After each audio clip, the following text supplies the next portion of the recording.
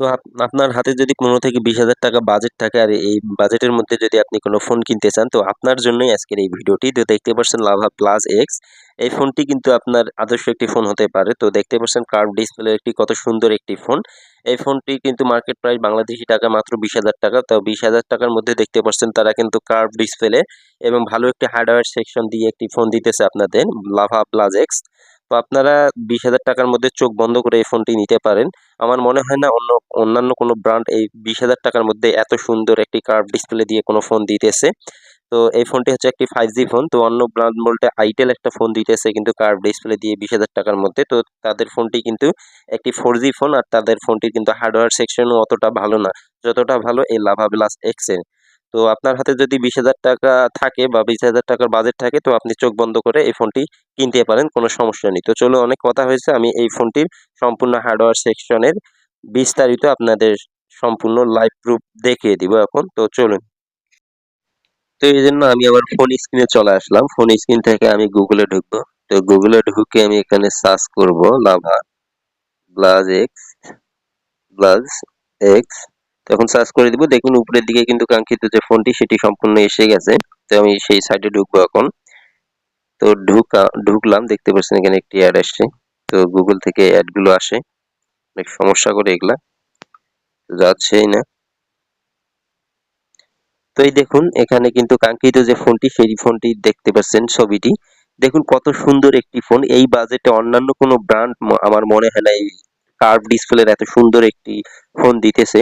তো itel brand থেকে একটা ফোন দিতেছে S23 প্লাস। তো ওটার চেয়ে কিন্তু এই ফোনটা হার্ডওয়্যার সেকশন কিন্তু অনেক গুণ মানে প্রায় 3-4 গুণ ভালো এই কোয়ালিটির একটা ফোন। তো একই বাজেট, তো দেখতে পাচ্ছেন ফোনটির যে কোয়ালিটি, কার্ভ ডিসপ্লেটা দেখতে কত সুন্দর একটি ডিসপ্লে।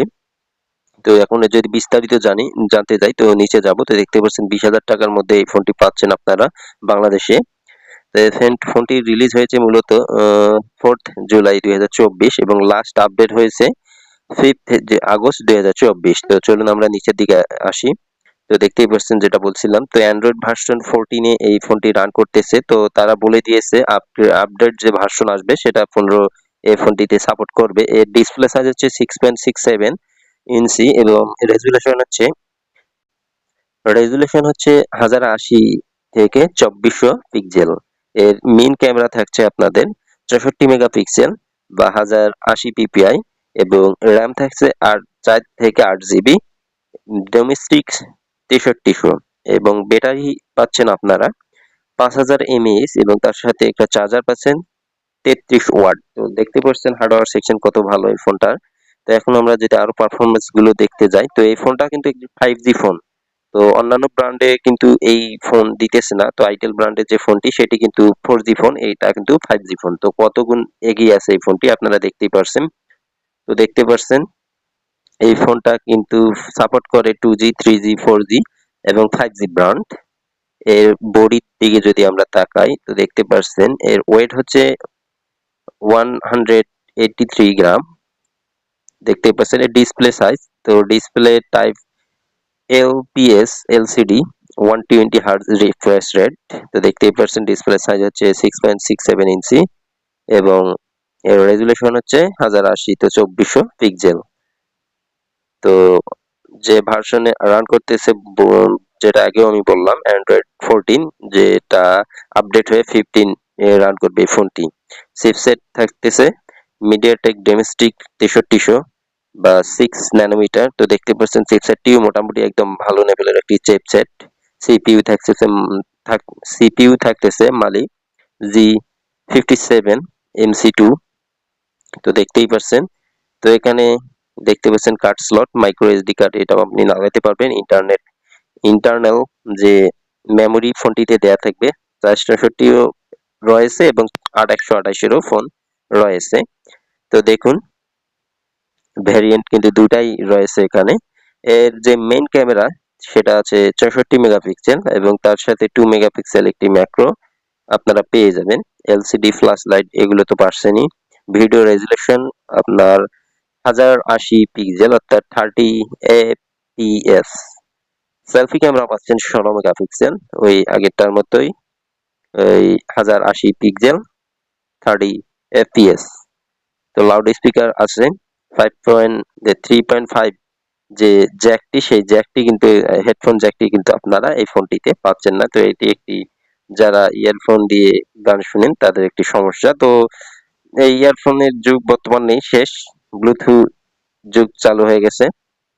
তো এটাই মূলত, কোনো সমস্যা হবে না এটা নিয়ে আপনাদের। দেখতে পাচ্ছেন এখানে ফোনটির যে হার্ডওয়্যার সেকশন কতটা ভালো। তো এখানে আপনারা সেন্সর, ফিঙ্গারপ্রিন্ট সেন্সরটা তো পেয়েই যাবেন। এই ফোনটা যে ব্যাটারি ক্যাপাবিলিটি দেখতে পাচ্ছেন 5000 mAh পলিমার একটি ব্যাটারি, এবং চার্জিং সাপোর্ট হিসাবে পাচ্ছেন 33 ওয়াট একটি চার্জার। তো দেখতেই পাচ্ছেন এই ফোনটির হার্ডওয়্যার সেকশন কতটা ভালো। এর বিডি প্রাইস হচ্ছে 20,000 টাকা, 8128। তো আপনারা নিঃসন্দেহে এই ফোনটা নিতে পারেন, কোনো সন্দেহ নেই। এই ফোনটা কিন্তু এই বাজেটে সকল ব্র্যান্ডকে পেরিয়ে সামনের কাতারেই থাকবে। এই ফোনটা দিয়ে কিন্তু সকল গেমও খেলা যাবে, কোনো সমস্যা নেই। এই বাজেটের এই ফোন দিয়ে যতটুকু আপনি আশা করেন ততটুকু কিন্তু এই গেম খেলা যাবে, যে কোনো গেমিং হোক না কেন।